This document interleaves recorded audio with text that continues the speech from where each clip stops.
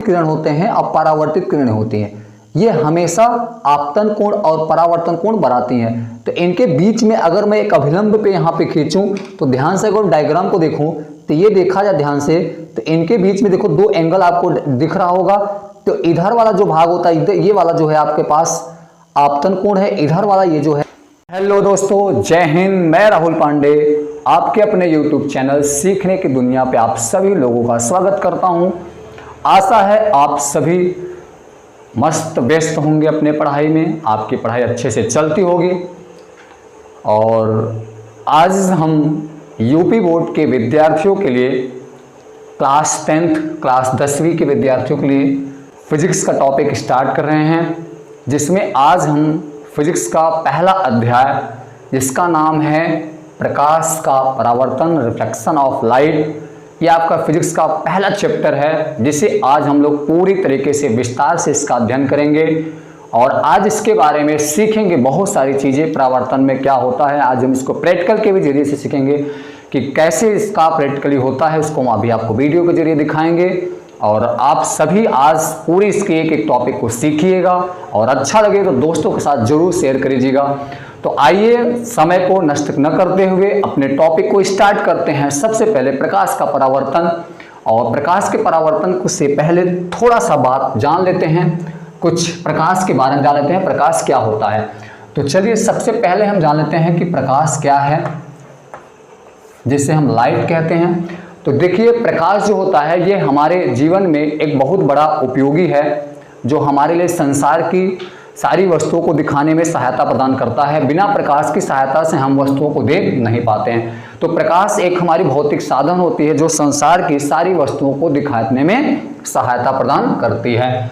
आप इसे दूसरे तरीके से परिभाषित कर सकते हैं कि जो प्रकाश होती है, प्रकाश एक तरीके से ऊर्जा होती है, इसमें ऊर्जा होती है और ये हमारे दृष्टि ज्ञान को संवेदित करती है। ये हमारे रेटिना को पकड़ के उससे उत्तेजना उत्पन्न करती है, उसे एक्साइटेड करती है, जिसकी सहायता से हम संसार की वस्तुओं को देख पाते हैं।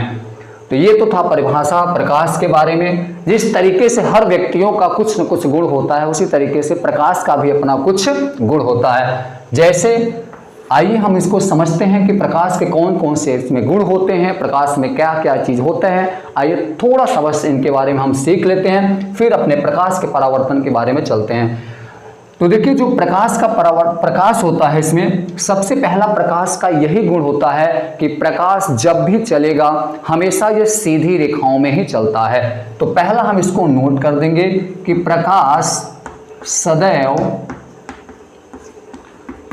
सीधी रेखा में गति करता है।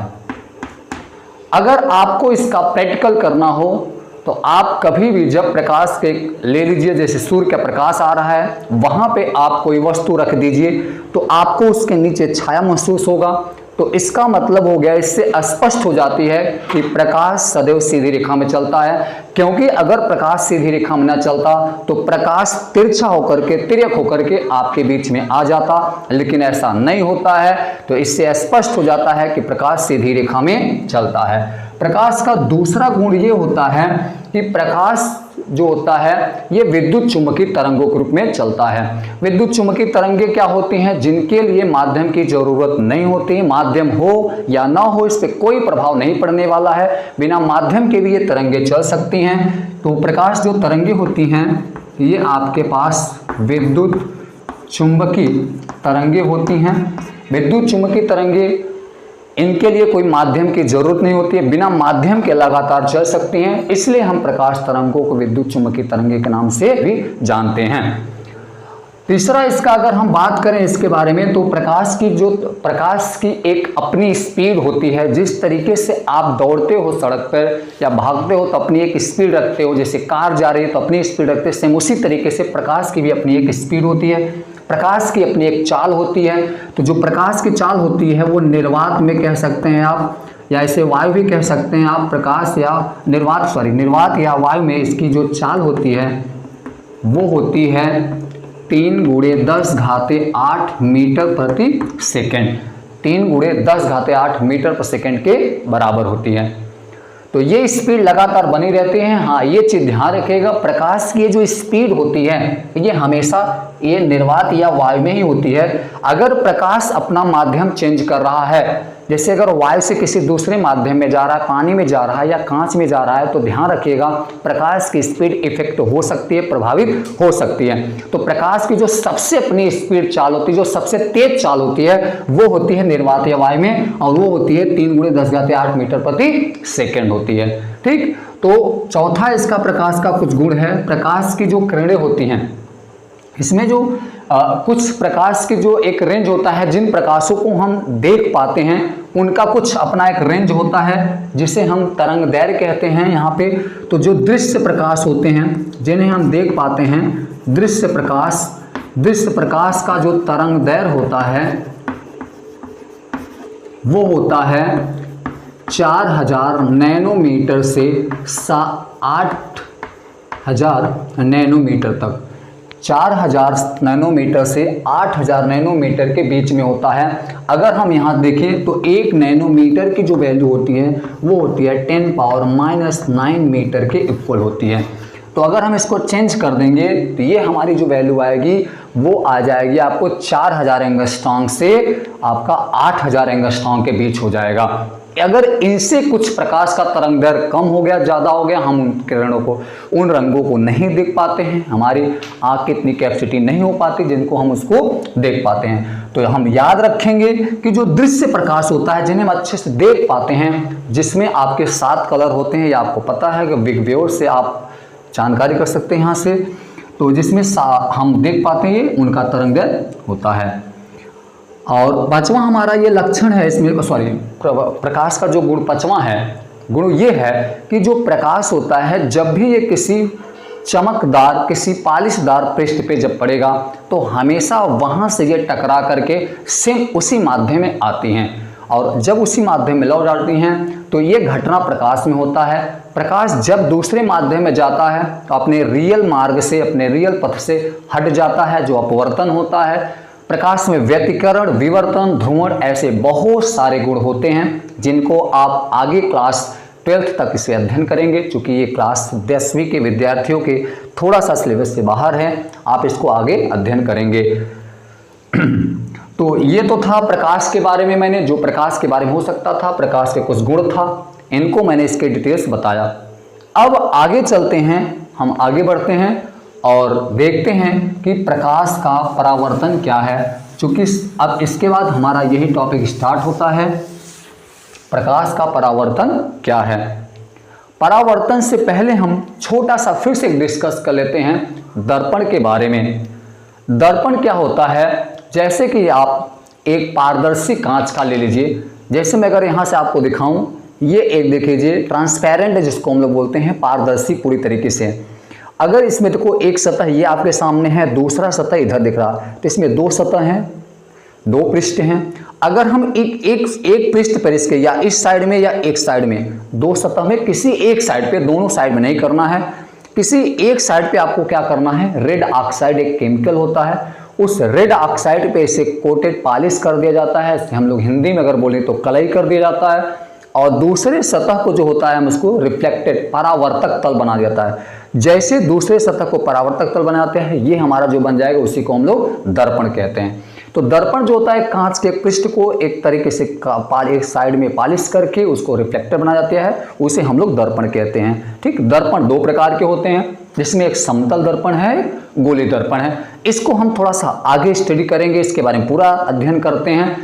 तो आइए हम पढ़ते हैं प्रकाश के परावर्तन के बारे में। परावर्तन में चूंकि मुझे एक थोड़ी सी दर्पण की जरूरत होती है, इसलिए मैंने आपको थोड़ा सा इस पर डिस्कस कर लिया। अब स्टार्ट कर लेते हैं प्रकाश का परावर्तन क्या है। तो चलिए दोस्तों, एक छोटा सा हम यहाँ पे लेते हैं, एक मिरर दर्पण हम ले लेते हैं, जिसका मैंने नाम रख दिया यहाँ पे M1 और M2 ले लिया। M1 और M2 एक आपके पास एक पारदर्शी कोई कांच का प्लेट सतह है, इस पे मैंने क्या कर दिया, एक भाग में इसके मैंने इस पे पॉलिश कलई कर दिया। जैसे मैं पॉलिश कर दूंगा, इसका जो दूसरा वाला तल है, ये वाला ऊपर वाला भाग, ये आपका परावर्तक हो जाएगा।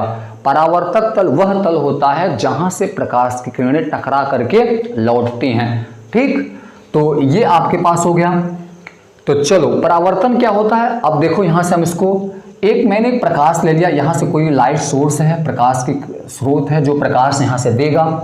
जैसे मैंने इस प्रकाश स्रोत को यहाँ पे रखा तो प्रकाश की किरणें इस दर्पण पर आपतित होने वाली होंगी। जैसे इस दर्पण पर पड़ती हैं, इस दर्पण पर पड़ने के बाद ये सेम उसी भाग में लौट जाती हैं, सेम उसी माध्यम में कह सकते हैं लौट जाती है। और लौट जाती है तो ये जो घटना होती है इस दर्पण के साथ में कि आने वाली किरणें फिर से टकरा करके सेम उसी भाग में लौट जाती हैं, तो इसी का नाम रख दिया गया, ये प्रकाश का परावर्तन है। प्रकाश का परावर्तन है। तो परावर्तन में क्या होता है कि आने वाली जो किरणें होती हैं इनका नाम दे दिया जाता है आपतित किरण। क्या नाम दिया जाता है? आपतित किरण। आपतित किरण वो किरण होती हैं जो दर्पण पर आती है, मतलब जो सोर्स होता है जहां से प्रकाश निकलती हैं, वहां से जो आने वाली किरणें होती हैं उनको हम आपतित किरण कहते हैं। अब ये जो आने वाली किरणें होती हैं इस दर्पण के जिस बिंदु पर गिर जाएंगी, अगर ये आने वाली किरणें यहां गिरती तो आपका ये बिंदु यहां आ जाता, अगर ये यहां गिरता तो ये बिंदु यहां पे आ जाता। तो आने वाली जो किरणें होती है जहां गिरेंगी जिस बिंदु पर, उस बिंदु का नाम दे दिया जाता है आपतन बिंदु। तो इसको हम लोग कहेंगे आपतन बिंदु का नाम देंगे, ये आपका आपतन बिंदु हो जाएगा। हाँ, याद रखिएगा जो दर्पण का आपतन बिंदु होता है एक निश्चित बिंदु नहीं होता है, ये दर्पण का आपतन बिंदु चेंज हो सकता है। मैं आपतन बिंदु यहाँ भी हो सकता है, यहाँ भी हो सकता है, मतलब परावर्तक तल पे ही होगा, परावर्तक तल के किसी भी बिंदु पर हो सकता है, ये निश्चित बिंदु नहीं होता। उसके बाद जब ये किरणें इस पे पड़ती हैं तो टकरा कर फिर से लौट जाती हैं। लौटने वाली किरणों का नाम रख दिया जाता है परावर्तित किरणें। परावर्तित किरण, इसको हम लोग परावर्तित किरण के नाम से जानते हैं। तो ये हो गया आने वाली किरणें आपतित किरण, जिस बिंदु पर गिरते हैं वो आपतन बिंदु हो गया, जो टकरा के लौट जाते हैं वो परावर्तित किरणें हो गई। और ये अब जो आपका आपतन बिंदु होता है इस पे जैसे ही हम एक सीधी लंबवत रेखा खींचते हैं तो ये हमारा हो जाता है अभिलंब, जिसको हम लोग नॉर्मल के नाम से जानते हैं। ये हमारा अभिलंब हो गया। और जैसे ही हम अभिलंब को खींचते हैं, जैसे ही अभिलंब को खींचते हैं, अभिलंब इस आपतित और परावर्तित किरणों को दो भागों में बांट देती है, दो भागों में बांट देती है। तो अभिलंब आपतित किरण के साथ और परावर्तित किरण के साथ में, दोनों के साथ में कुछ एंगल बनाती है। तो अभिलंब आपतित किरण के साथ जो कोण बनाती है उसका नाम दिया जाता है आपतन कोण। तो इसे हम लोग आपतन कोण, जिसे आई प्रदर्शित करते हैं। और अभिलंब परावर्तित किरण के साथ जो कोण बनाती है उसको हम परावर्तन कोण कहते हैं। ये हमारा परावर्तन कोण हो गया। परावर्तन कोण को हम लोग R से प्रदर्शित करते हैं। तो ये आपतन कोण, परावर्तन कोण, यहाँ से आपको I और R हो गया। तो ये प्रकाश की किरणें हो गई, टकरा के लौट गई। अब मैं आपको एक और बात बता दूं कि जब प्रकाश का परावर्तन होता है, क्योंकि प्रकाश का जो प्रकाश होता है, प्रकाश में आवृत्ति होती है, प्रकाश का तरंगदैर्घ्य होता है और प्रकाश की स्वयं की अपनी कुछ चाल होती है। तो दोस्तों आप हमेशा एक पॉइंट यहाँ से नोट कर लेंगे और इस पॉइंट को हमेशा ध्यान रखिएगा कि प्रकाश की जो चाल होती है, प्रकाश की चाल, प्रकाश का तरंगदैर्घ्य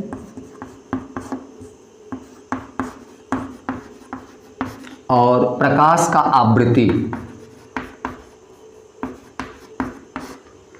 प्रकाश का चाल, प्रकाश का तरंगदैर्घ्य, प्रकाश की आवृत्ति, ये तीनों घटनाएं जब भी प्रकाश का परावर्तन किसी भी पृष्ठ से होता है, चिकने पृष्ठ से हो सकता है, किसी पालिशदार सतह से हो सकता है वो दर्पण भी हो सकता है। जब भी प्रकाश का परावर्तन होगा याद रखिएगा प्रकाश के चाल, प्रकाश के तरंगदैर्घ्य और उसकी आवृत्ति पर कोई इफेक्ट नहीं पड़ता। मतलब जो आने वाली किरणों की प्रकाश का तरंगदैर्घ्य, आवृत्ति, चाल होता है, सेम वही चीज जाने वाली, मतलब परावर्तित किरणों का सेम चीज वही परावर्तित किरणों का भी आप प्रकाश का चाल उतना ही होता है, तरंगदैर्घ्य उतना ही होता है, आवृत्ति उतना ही होता है। तो दोस्तों याद रखिएगा कि परावर्तन में प्रकाश का चाल, आवृत्ति और तरंगदैर्घ्य पे कोई प्रभाव नहीं पड़ता है। तो कुछ बच्चे कंफ्यूज रहते हैं आवृत्ति से संबंधित, आवृत्ति क्या है?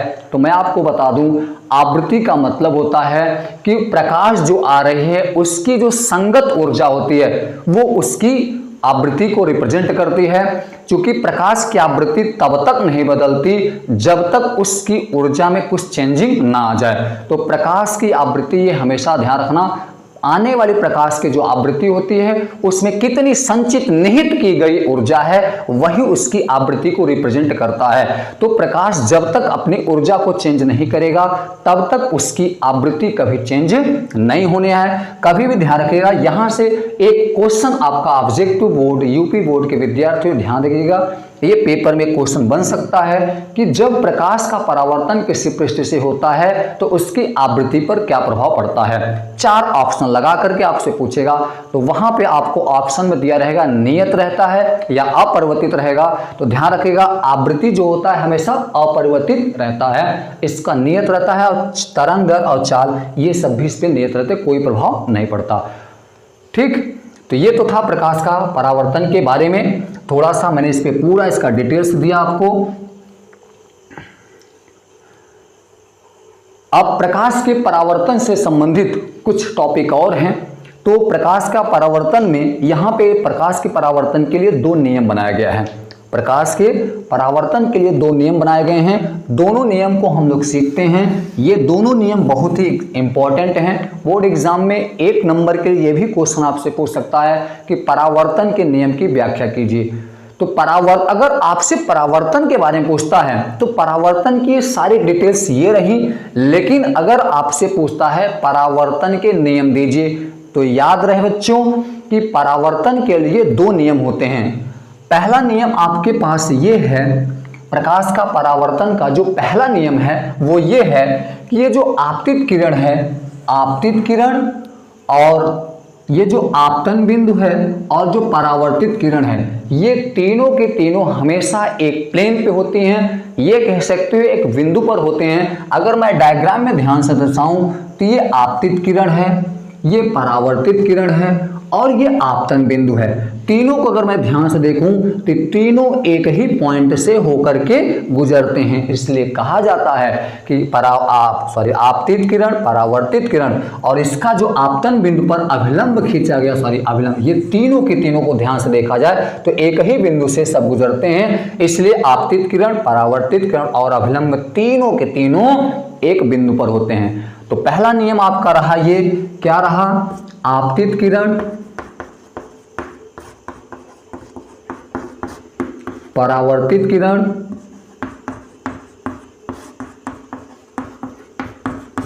व अभिलंब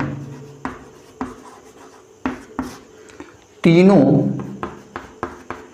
एक तल पर होते हैं,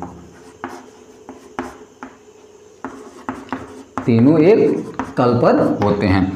दूसरा अगर हम बात करें, दूसरा हमारे पास होता है, डायग्राम को ध्यान से देखिएगा तो आपतित और अभिलंब के बीच जो कोण बनता है ये आई है आपको, जिसे हम आपतन कोण कहते हैं। परावर्तित और अभिलंब के बीच जो कोण बनता है ये हमारा परावर्तन कोण जो आर है। तो दूसरा नियम होता है कि आपतन कोण का मान, परावर्तन कोण का मान सदैव ये हमेशा बराबर होते हैं। तो दूसरा नियम हमारा रहा कि आपतन कोण और परावर्तन कोण दोनों एक दूसरे के सदैव बराबर होते हैं। तो बच्चों ये चीज़ ध्यान होना चाहिए, इसका कहीं कहीं बहुत ज़्यादा यहाँ से 1 नंबर का क्वेश्चन भी आपसे पूछ सकता है। एक एंगल आपको यहाँ से दे करके दूसरे एंगल के बारे में पूछ लेगा। तो याद रहेगा कि जितना आपतन कोण का मान होगा उतना ही परावर्तन कोण का मान होता है। ये दोनों की वैल्यू हमेशा सेम होती है, बराबर। थोड़ा सा अगर हम इस पे बात करें, ध्यान से एक बात समझिएगा, यदि हम आपतित किरण को यहाँ से बढ़ाएंगे, अगर हम इस आपतन कोण का मान बढ़ाएंगे, ध्यान दीजिएगा बच्चों, अगर मैं आपतन कोण का मान अभिलंब से थोड़ा थोड़ा बढ़ाते चले जाएं तो ध्यान रखिएगा ये जो परावर्तित किरण है ये भी थोड़ा थोड़ा सा ये इसके साथ फैलता हुआ जाएगा। तो मतलब ये आपका जो परावर्तन कोण है ये भी धीरे धीरे बढ़ता जाएगा। तो मतलब आई के बढ़ने पर अगर आपतन कोण बढ़ाओगे परावर्तन की घटना में तो आपका जो परावर्तन कोण है वो भी धीरे धीरे बढ़ता जाएगा।